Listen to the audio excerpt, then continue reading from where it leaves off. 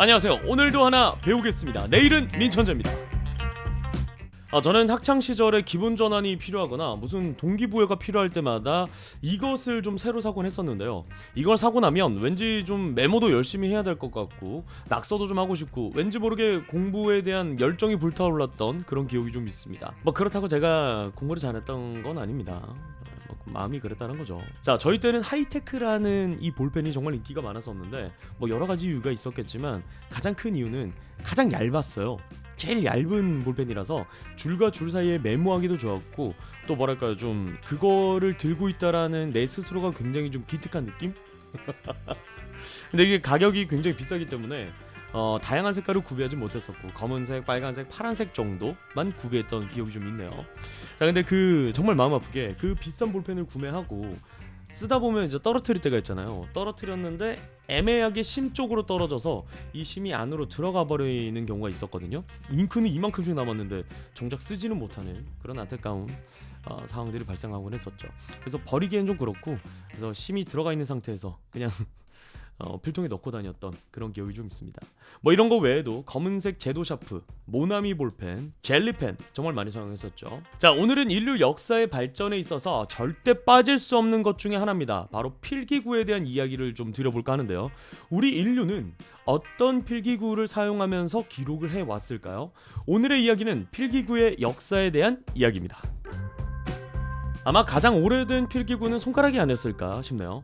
진흙이나 모래에다가 손가락으로 이렇게 그림을 그리거나 아니면 꽃잎이나 과일에서 나오는 즙을 활용해서 이렇게 표시를 했을 가능성이 높겠죠. 자, 그러면 이거는 당장 소통하기 위해서 썼던 이 필기구라고 생각을 하면 기록을 위해서 썼던 필기구는 무엇일까요? 자, 먼저 인류 최초의 기록은 수메르의 서령 문자와 쐐기 문자였다고 하는데요. 수메르는 현재 이라크 지역이라고 생각을 하시면 될 것 같습니다. 기원전 3000년 전으로 올라가면 젖은 점토 위에 어떤 도구를 활용해서 흔적을 남기기 시작을 했습니다. 이 도구가 바로 인류가 최초로 사용한 필기구라고 볼 수가 있겠죠. 이때 사용한 것이 천필, 그러니까 스타일러스라고 불리는 필기구였다고 합니다. 요즘 스마트폰이나 패드에 사용하는 펜슬 이름이 스타일러스잖아요. 같은 역할을 한 거죠. 찍거나 긁어서 쓰는 필기구였던 거죠. 당시 필기구는 갈대나 나뭇가지 끝을 뾰족하게 다듬어서 사용했다고 합니다. 그리고 고대 로마 시대로 넘어와서 현대 수첩 같은 형태로 생긴 노트라고 불릴 만한 기록 매체와 펄피를 사용하기 시작했습니다. 이때 노트 형태의 기록 매체에는 나무 틀에다가 밀랍을 얇게 발라서 스타일러스를 이용해서 긁거나 찍어서 기록을 했다고 합니다. 그 노트가 태블릿이라고 불리고 현재 우리가 사용하는 태블릿 PC와 펜슬, 스타일러스의 조상격이라고 볼 수가 있겠죠. 네, 그 스티브 잡스가 아이폰 처음 공개했던 전설적인 프레젠테이션 다들 기억하시죠? 거의 발표의 교과서 같다고 했던, 글은 거의 없이 멋있게 그림만 착착착 보여주면서 멋있게 설명을 하던 그 모습, 이것 따라가다가 다들 많이 폭망하셨던 기억들 한 번쯤은 있으실 겁니다. 잡스가 쭉 PT를 하다가 조작법에 대한 이야기를 다루면서 이제 화면을 터치해야 되는데 어떤 걸 사용할까요? 라고 질문을 던지죠. 스타일러스를 사용할 것 같냐고 물어보기도 하지만 누가 쓰고 싶냐고, 너무 불편하니까 쓰지 말자라면서 그 스타일러스를 없애버려요, PT 화면에서. 그리고 우리 모두는 가장 유용한 포인팅 기기를 가지고 있다고 설명을 합니다. 그때 기대감이 쫙 끌어올립니다. 그러면서 태어날 때부터 10개 가지고 있는 것이라고 얘기하면서 손가락을 보여주죠. 그때 와 하고 사람들이 함성을 보내줬던, 이분은 그냥 타고난 사업가예요 진짜. 자, 그리고 나서 아이패드에 스타일러스를 꽝, 엄청 조롱을 당했죠.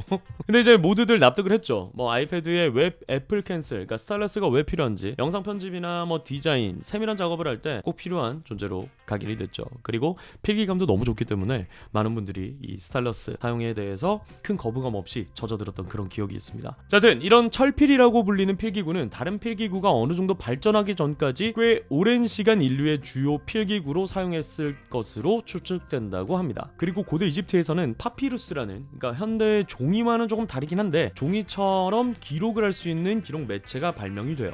또 잉크의 재료가 발전을 하면서 갈대 끝을 날카롭게 쪼개서 잉크에 담궈서 파피루스의 기록을 남기기 시작합니다. 여기서 파피루스는 원래 이제 파피루스라는 식물의 이름입니다. 현재는 날강 상류 지역에서만 많이 자라지만 고대 이집트에서는 이 파피루스라는 식물이 그냥 지천에 널렸었다고 해요. 정말 무성하게 많이 자랐다고 합니다. 여튼 이 파피루스를 활용한 종이 재질의 매체에다가 갈대와 잉크를 활용을 했다고 하죠. 그리고 비슷한 시기에 중국에서는 붓이라는 필기구가 발전을 하고 있었고, 동물의 털을 활용해서 대나무나 하거나 나뭇가지에 묶어서 제작을 했다고 합니다. 그것이 점점 발전을 하고 있었고요. 자, 그리고 이어서 사용한 것이 기펜이라고 불리는 이 조류의 깃털을 활용한 필기구인데요. 요거는 그 해리포터 보시면 왜 해리포터가 그 악덕 교장한테 억울하게 걸려가지고 반성문 쓸 때 사용했던 그 기펜입니다. 분명 이제 종이에 쓰긴 쓰는데 그 내용이 손에 상처에 남는 아주 잔인한 뭐 결론은 일단 굉장히 사이다로 끝났지만 여튼 그 장면에서 사용한 것이 깃털펜과 굉장히 비슷한 형태입니다. 뭐 물론 영화상에서는 더 정교하고 화려하고 펜촉도 달려있고 뭐 여러가지 덧붙여지긴 했지만 그런 형태랑 좀 비슷했다라고 생각을 하시면 될 것 같네요. 이 깃털펜은 거위나 까마귀 같이 큰 조류의 깃털만을 사용했다고 합니다. 뭐 참새나 이런 애들 거는 너무 작으니까 일단 뭐 쓰기 어려웠을 것 같고, 여튼 그 깃털을 뽑아서 끝을 살짝 베어냅니다. 그리고 뾰족하게 만들어서 잉크에 찍어서 사용을 했다고 합니다. 근데 이게 오른손잡이와 왼손잡이가 구분이 됐다고 해요. 왼쪽 날개에서 뽑은 게 오른쪽으로 기울어 있어서 오른손잡이가 좀 쓰기가 용이했다고 해요. 그리고 질 좋은 깃털펜은 한 마리당 10개 정도밖에 나오지 않았다고 해요. 이 당시 문맹률이 좀 높아서 글을 쓸 줄 아는 사람들이 현저히 적었다라고는 하지만 그래도 그 기펜을 살려는 사람들이 적진 않았을 텐데 10개 정도면 정말 적은 거죠. 여튼 뭐 이런 기펜은 비교적 최근까지 좀 사용이 됐습니다. 19세기에 만년필이 발명되기 전까지는 이 기펜을 계속 사용했다고 해요. 그리고 미국의 최고 법원은 1801년에 기펜을 사용하는 것을 전통으로 만들고 1920년대까지만 해도 이 기펜을 활용해서만 판결문을 작성했다고 합니다. 그리고 현재는 흰색 기펜을 꼭 테이블 위에 올려둔다고 합니다. 좀 낭만이지 않나요? 그리고 대망의 연필의 시대가 찾아옵니다. 연필의 주 재료가 흑연인데 이 흑연을 사용한 역사는 훨씬 오래전부터 있었습니다. 그러나 우리가 아는 연필의 형태로 발전하기 시작한 것은 16세기 영국에서 시작이 됐죠. 영국에서 흑연을 처음 발견했을 당시에 사용하는 방법은 그냥 생으로 잡아서 쓰거나 아니면 뭐 줄을 감거나 가죽을 감아서 쓰기도 했다고 합니다. 근데 이게 손에 너무 많이 묻는 단점이 있었던 거죠. 그래서 17세기쯤 들어서야 우리가 연필이라고 불릴 수 있는 형태가 등장을 합니다. 흑연을 납작하게 다듬어서 위아래로 납작한 나무를 덧대서 사용을 하는데 아무래도 연필을 사용할 수 있는 흑연의 조건은 순도가 좀 높아야 했거든요. 물순물이 마르면 고르게 써지지 않거나 잘 부러졌다고 합니다. 그런데 이 순도가 높은 흑연은 영국에서 주로 생산이 되고 있었는데 이걸 영국이 소위 말하는 갑질을 한 거예요. 그래서 이 갑질에 빡친 프랑스 정부에서 연필을 개발하는 것을 지시를 합니다. 이때 연필의 발전에 크게 영향을 끼친 사람이 등장을 하는데 프랑스의 화학자인 니콜라스 자크 콩테라는 사람입니다.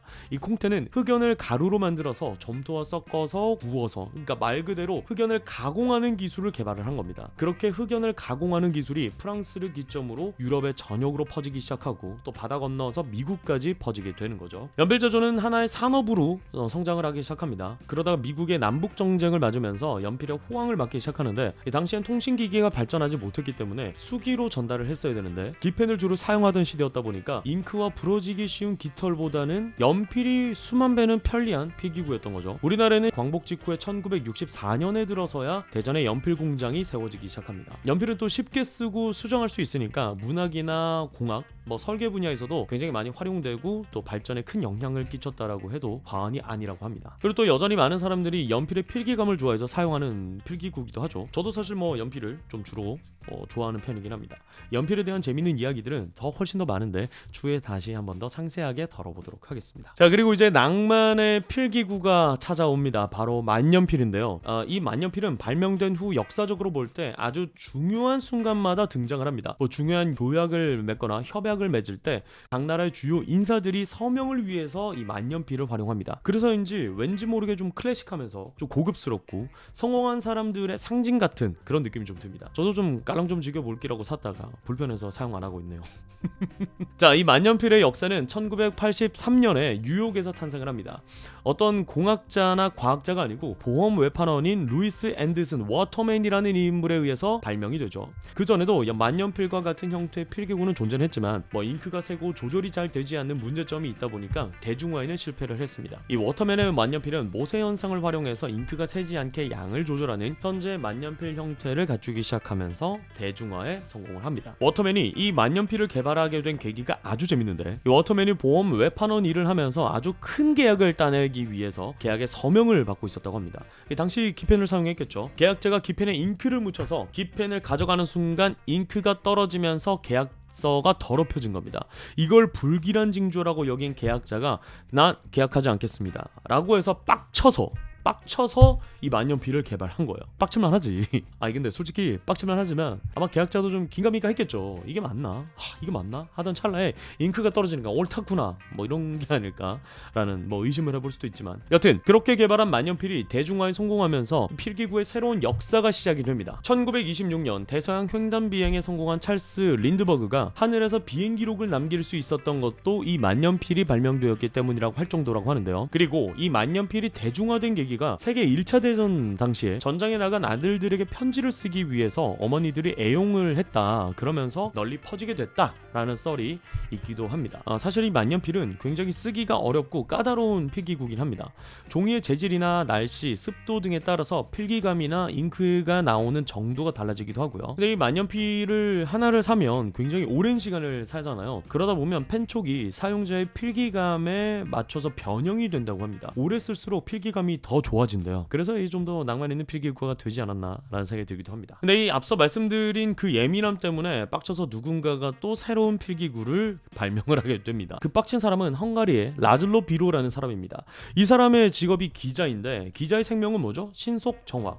근데 세계 1차 대전 이후에 물자가 부족하다 보니까 종이의 질도 낮아지게 됩니다. 비즐로가 만년필을 사용해서 기록을 하다 보면 자꾸 이 종이가 찢어지는 경우가 발생을 하기도 하고, 잉크가 떨어져서 다시 채워야 하는 번거로움도 이 비즐로를 화나게 만들었던 요소 중에 하나였던 거죠. 기자의 생명 중에 하나인 이 속도전에 방해가 된 겁니다. 그래서 1938년 라즐로는 바로 이 볼펜이라는 것을 개발하게 됩니다. 원래 이 볼펜의 최초 발명자는 1888년에 미국의 가죽 가공업자 존 라우드라는 사람이 발명을 했는데, 발명을 하고 특허까지 냈지만 잉크가 좀 많이 새는 틈이 있어서 상용화가 되지 못했다고 해요. 근데 이 라즐로의 볼펜은 왜 성공을 했느냐? 바로 잉크의 차이가 있었던 겁니다. 이 최초의 볼펜의 잉크는 묽어서 흘러내리고 샜지만 라즐로의 잉크는 점성을 있게 만들었거든요. 그래서 흘러내리지 않고 끝에 매달린 볼에 잉크가 묻고 마찰과 함께 볼이 굴러가면서 잉크를 종이에 묻히는 형태로 사용하게 개발이 된 겁니다. 이 잉크를 개발할 수 있었던 것은 라즐로의 동생이 화학자였기 때문이었는데요. 아이디어를 형이 내고 동생이 실현시켜준,